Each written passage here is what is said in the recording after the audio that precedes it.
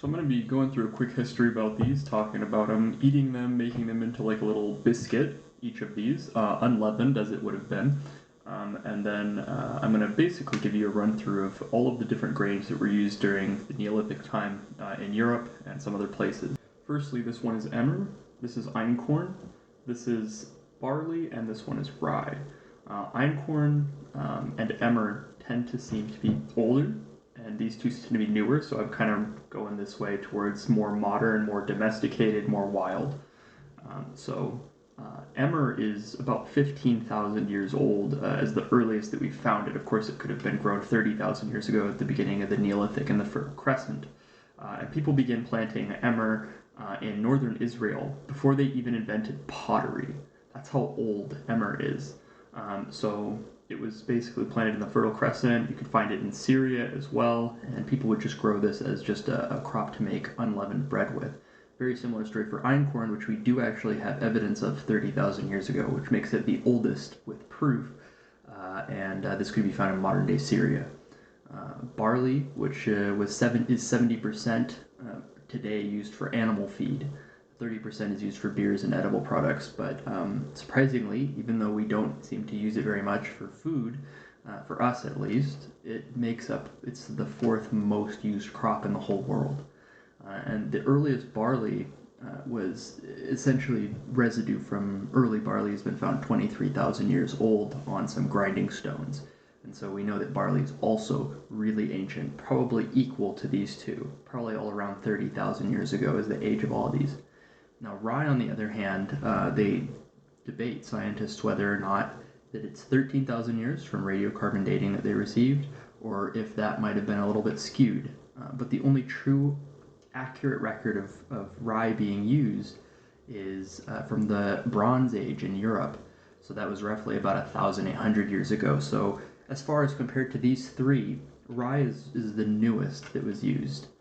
And it had its advantages because it could thrive in sub-zero conditions, which made it really useful for Europe. And so these are more Fertile Crescent, kind of Middle Eastern style grains. And then as we come over to barley and rye, it starts getting kind of into the colder climates and things that can survive sub-zero. I don't want to spend too much time talking about the Neolithic Revolution, because I imagine you wouldn't be watching this if you didn't know what it was. But I'll just give a brief rundown. So before the Neolithic, it was the Mesolithic period, and during this period we had some cultures had pottery, some settled for the summer and would hunt and then move around, but less often than the Paleolithic.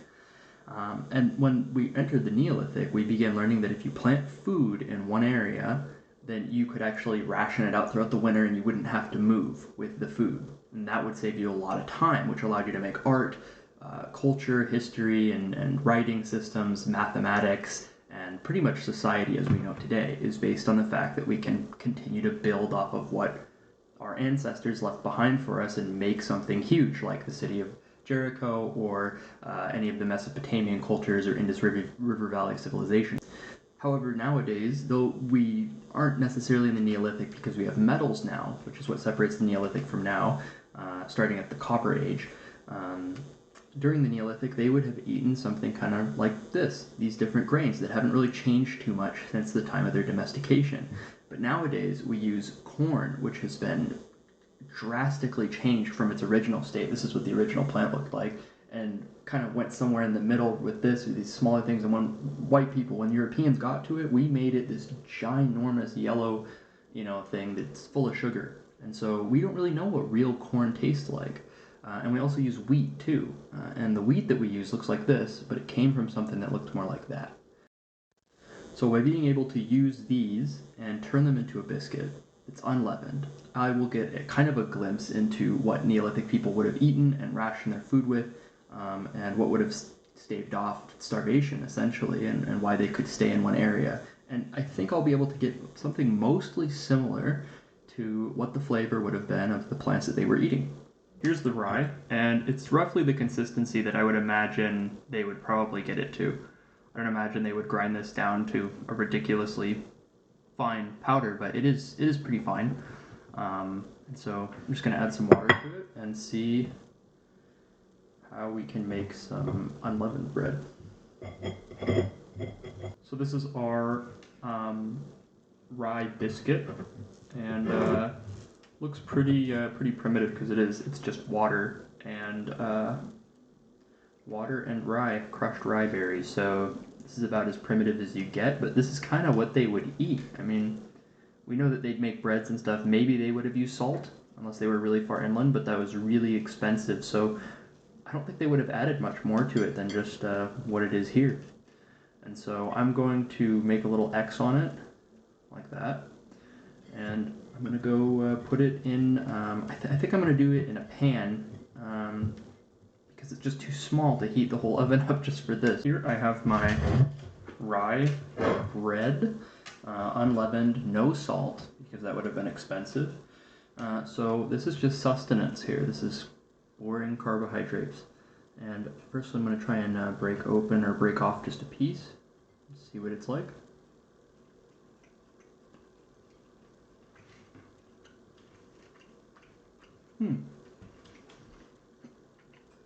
It's actually very familiar. This tastes like one of those healthy cereals you get. Could really use some milk. I mean, like, this would be so much better with milk. Okay, I'm back with my yak milk. It's cow's milk, but I don't think that would be of time.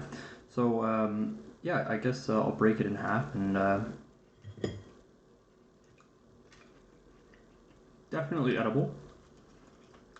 It's actually really not bad. I mean, I wouldn't expect it to be bad. If it was bad, I'd be worried, because it's just rye. But this rye kind of tastes like animal feed a little bit. I mean, it tastes kind of like what it feels like what I would give my chicken. So maybe if it was more processed, you added sugar and salt to it, it would improve the flavor significantly. So now I'm going to give away my European iron or Bronze Age bread here, and we're going to move on to barley. All right, now we have barley. Also ground up, same consistency, but it ground up a lot nicer. I'm not sure why that is. I didn't get pearled barley either. This was just regular barley. So, all right, let's see if we can make some bread out of it. Okay, so we got our barley bread here, or dough at least, and let's go make this into some bread. All right, and there we have our barley bread. So I'm going to cut into this, and we're going to see kind of what we're dealing with. Looks kind of primitive. Very large flour size. So just take like a slice, I guess.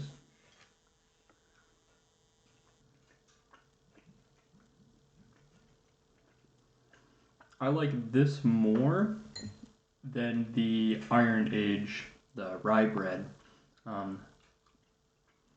It's very light. There's like no flavor, there's no earthiness really. Very slight earthiness, but not much. Yeah, I could eat that.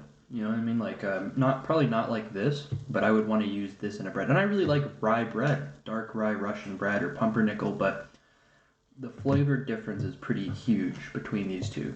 And it's crazier to think that this one's older than this, because this seems like an improvement. It seems like we've regressed.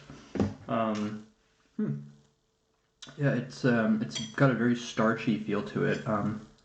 When you taste it, it feels like it's full of carbohydrates. So when you really feel like you're getting a lot of energy, a lot of carbs from this. So let's move on to the next one. So now I have Einkorn here. Einkorn.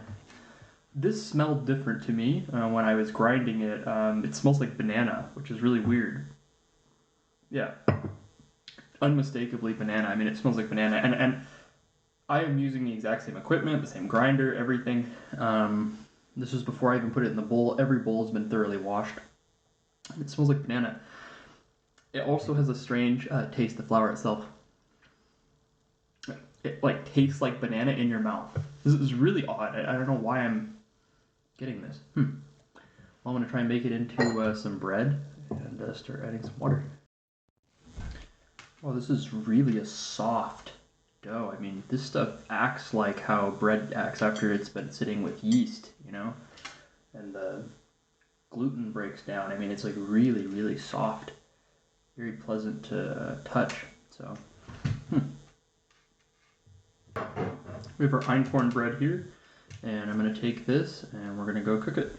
All right, now we have our Einkorn bread, and I'm going to go ahead and give this a try. Pick off a piece.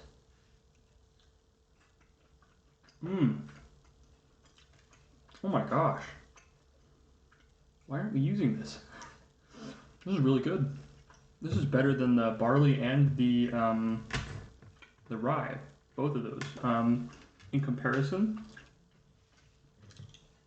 I don't know why, but it has this slightly banana-y taste. It actually has a banana kind of color too. It's kind of this yellower color. So, yeah, It has kind of a more fruit flavor. Not sweet though, but I don't know what it is. It has a banana, like a plantain, like a cooked plantain flavor. That'd be a great way to describe this. All right, and now we have Emmer, and so we're going to start making bread from Emmer now.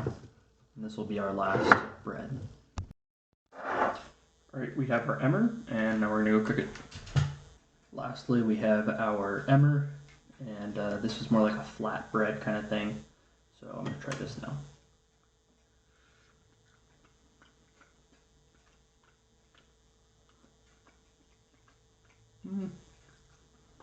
This one is equal to rye in my opinion. They both have a very earthy flavor, Emmer and rye. And I'd say the two better ones would be barley and einkorn. We are again in the same order that we started in. We have rye, barley, einkorn, and Emmer. I would say if I had to live off of one of these for the rest of my life, the einkorn, followed by barley, followed by rye, followed by Emmer. So that's just my opinion, of course, and my cooking medium was lard, so that would been what they had used. And so there's a lot of other ways that I'm sure other people cook it that makes it taste better, or there might be specific processes for each one. But when processed all the same, the one that does the best, in my opinion, is the Einkorn.